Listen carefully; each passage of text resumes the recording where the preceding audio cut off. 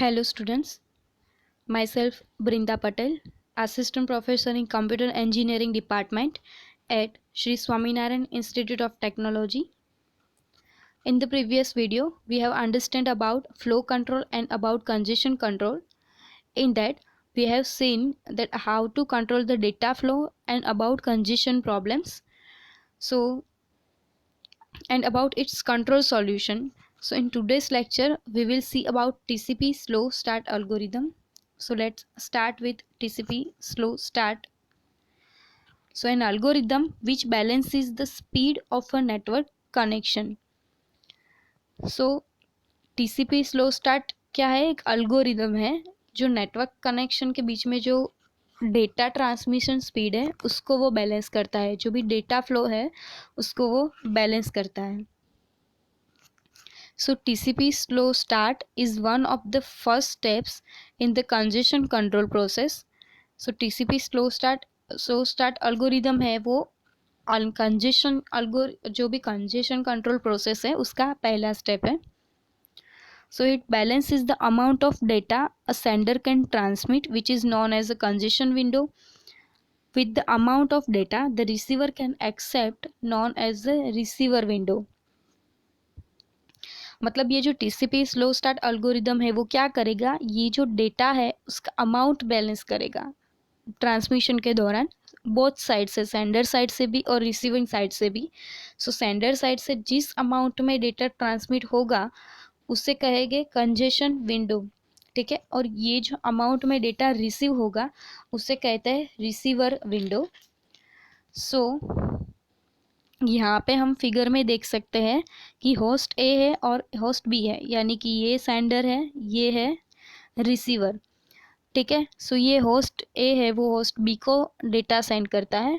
सो अभी initial level पे क्या होगा कि जो होस्ट ए है वो होस्ट बी को एक सेगमेंट सेंड करेगा एंड होस्ट बी वो क्या करेगा, वो सेगमेंट प्रॉपरली यानी कि करेक्ट फॉर्म में मिल गया है. इसका मतलब है होस्ट ए जो सेंडर है उसके पास एक 1 पैकेट साइज का विंडो है and host B 1 packet size window receive करता है.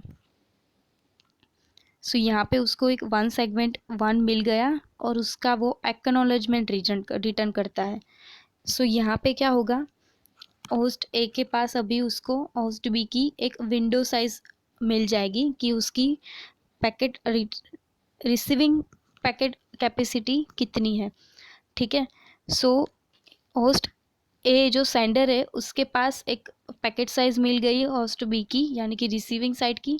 सो रिसीवर जब सेंडर को एक्नॉलेजमेंट भेजता है, means sender side acknowledgement receive होने के बाद होस्ट ए मीन्स जो सेंडर है उसको पता चल जाता है कि रिसीवर के पास पैकेट रिसीव करने के लिए इनफ कैपेसिटी है क्योंकि उसको उसकी विंडो साइज मिल गई है.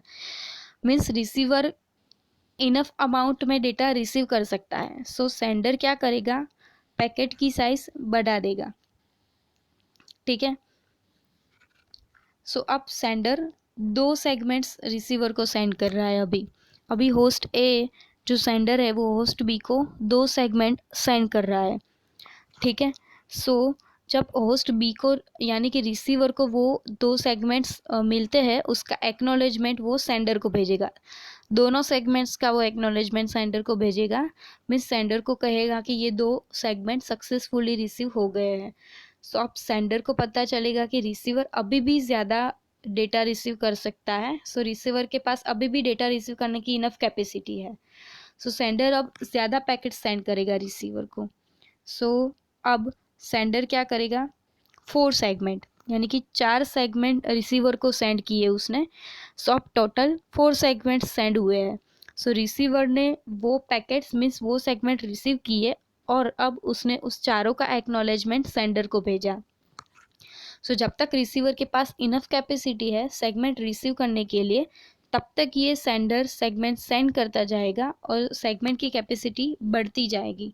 सेंडर यहाँ पे 4 सेगमेंट है, वापस से वो 8 सेगमेंट सेंड करेगा, फिर वो 16 सेगमेंट सेंड करेगा सेंडर, क्योंकि जब तक ये होस्ट बी है जो रिसीवर है उसकी विंडो कैपेसिटी की maximum window capacity amount reach नहीं हो जाता तब तक.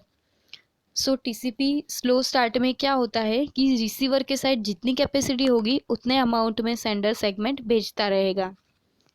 सो यहाँ पे फिगर में है वैसे होस्ट ए ने पहले होस्ट बी को एक सेगमेंट भेजा, होस्ट बी ने उसका एक्नॉलेजमेंट सेंडर को भेजा। उसके बाद सेंडर को पता चला कि अभी भी होस्ट बी के पास सेगमेंट रिसीव करने की कैपेसिटी है, तो फिर से 2 सेगमेंट सेंड किए उसने, और उन दोनों सेगमेंट का एक्नॉलेजमेंट उसको मिल गया उस रिसीवर साइड से। उसके बाद उसने फिर से 4 सेगमेंट सेंड किए, क्योंकि सेंडर को पता है कि रिसीवर के पास अभी भी डेटा रिसीव करने के लिए इनफ स्पेस है, इनफ कैपेसिटी है। उसके बाद रिसीवर वो चारों सेगमेंट्स का एक्नॉलेजमेंट रिसीवर क्या करेगा, उस चारों सेगमेंट्स का एक्नॉलेजमेंट सेंडर को भेजता है। अब वापस से सेंडर उसको डबल अमाउंट में सेगमेंट भेजता है रिसीवर को। वो उतने अमाउंट तक डेटा है, वो सेगमेंट है, वो डबल करके भेजता ही रहेगा जब तक रिसीवर के पास सेगमेंट हैंडल करने के लिए की विंडो साइज की इनफ कैपेसिटी होगी तब तक। So the slow start gradually increases the amount of data transmitted until it finds the network's maximum carrying capacity। Means हमने जैसे आगे देखा वैसे स्लो स्टार्ट में सेंडर साइज है वो जो डेटा है वो इंक्रीज ही होता जाएगा, मीन्स बढ़ता ही जाएगा जब तक उसको नेटवर्क की डेटा हैंडल करने की मैक्सिमम कैपेसिटी का पता न चल जाए तब तक। अब क्या होगा कि a sender communicate a receiver, initial packet contains a small congestion window which is one segment which is determined based on the sender's maximum window। Means sender जो है वो रिसीवर के साथ कम्युनिकेट करता ही रहता है, ठीक है।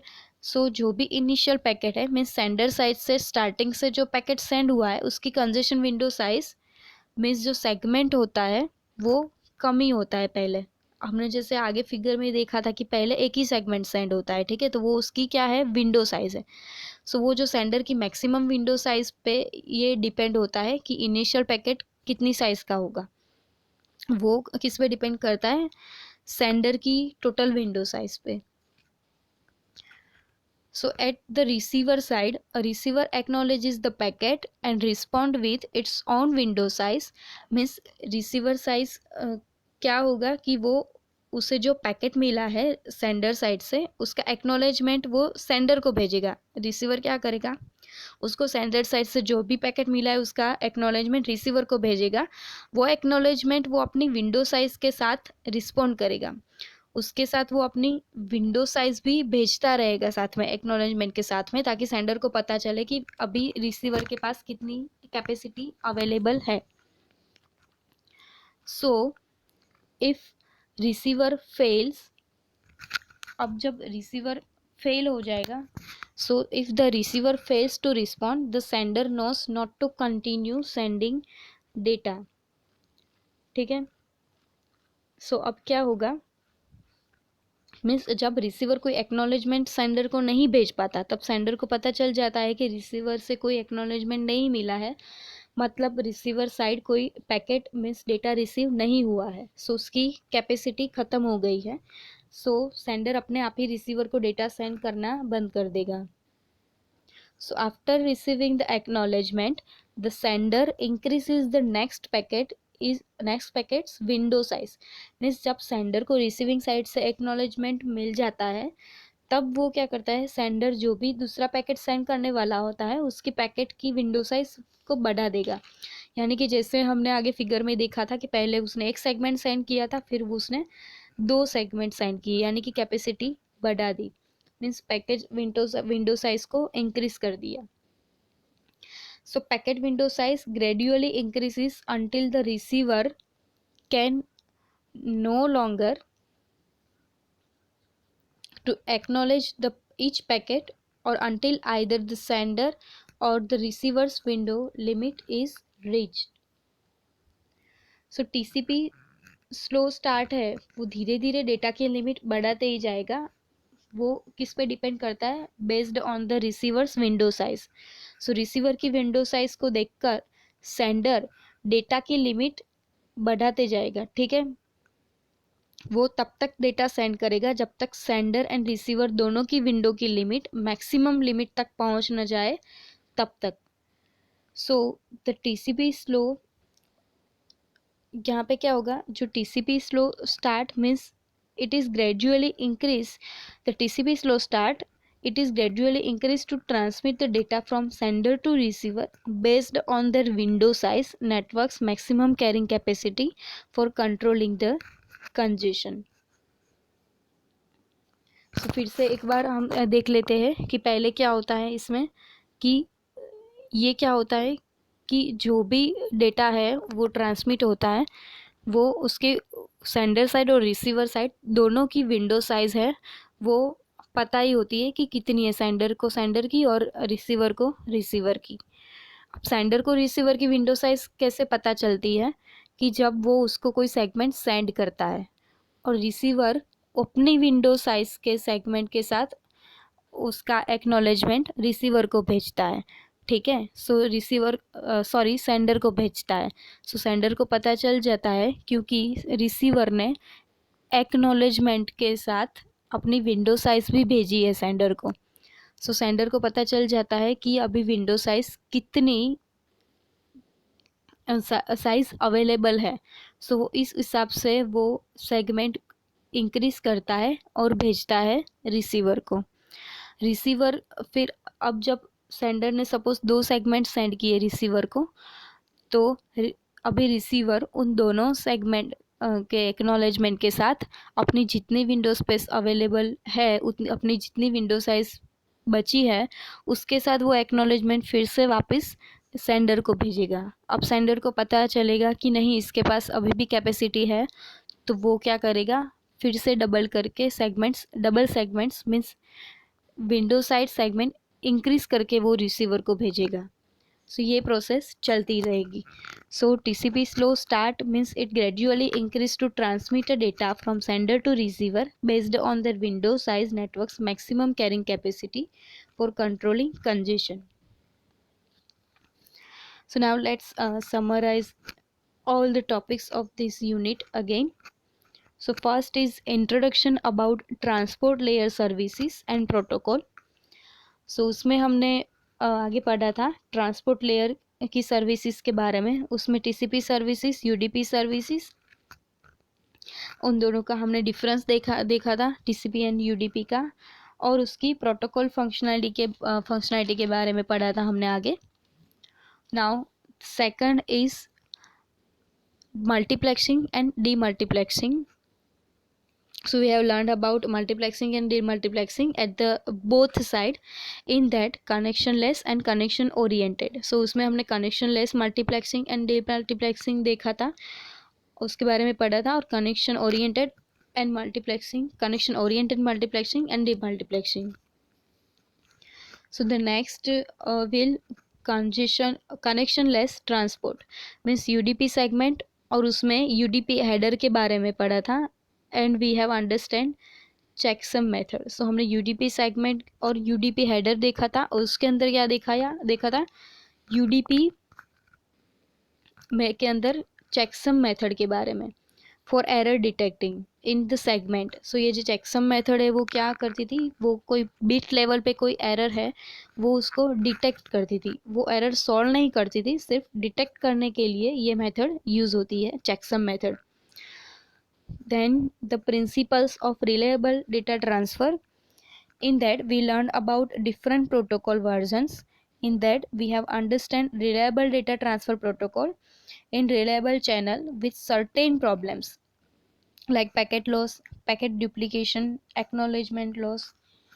So we have learned about reliable data transfer protocols 1.0, 2.0, 2.1, and about 2.2 and 2.3. So these all protocols are used to overcome the problems of their previous protocol versions. ये जो प्रोटोकॉल्स है ये क्या करते थे कि अपने आगे की जो प्रोटोकॉल है उसके वर्जन में कोई प्रॉब्लम हो तो उसको ओवरकम करते थे। After that we have learn about pipeline protocol which is extended version of this reliable data transfer protocols. So in that there are two pipeline protocols. One of is go back N protocol, means GBN protocol, and second one is selective repeat protocol. So in that, selective repeat protocol used to overcome problems in go back and protocol, यानी कि go back and protocol में क्या होता था कि जब भी जो पैकेट सेंड होते थे, ठीक है, पाइपलाइनिंग में, वो अगर बीच में कोई कंजेशन प्रॉब्लम आता था तो वो फिर से सेंड नहीं होते थे, और इसका प्रॉब्लम सिलेक्टिव रिपीट प्रोटोकॉल में सॉल्व हो जाता था. Then after we have understand the connection oriented transport, means TCP segment, which is similar as UDP segment. In that we have understand the header segment. Then we have understand about flow control and congestion control. So in a network channel we need to care about the flow of the data from the sender side to receiver side. So that concepts we have understand in that flow control. Flow control में हमने जैसे देखा था कि flow कैसे control होता है, data flow. और कंजेशन कंट्रोल में ये देखा था कि हम कंजेशन को कैसे अवॉइड कर सकते हैं. मीन्स डेटा ट्रांसमिशन के दौरान जो इंटरनली कंजेशन प्रॉब्लम होता है उसको कैसे हम रिड्यूस कर सकते हैं, वो हमने कंजेशन को कैसे ओवरकम करते हैं वो हमने देखा था. Then we have understand the TCP slow start approach. We in the this solution of the congestion control, means TCP slow start algorithm कैसे congestion की प्रॉब्लम को सॉल्व करता है ये हमने अभी देखा. So in this unit we have understand the transport layer protocol services and its protocol and different reliable data transfer protocol. Thank you.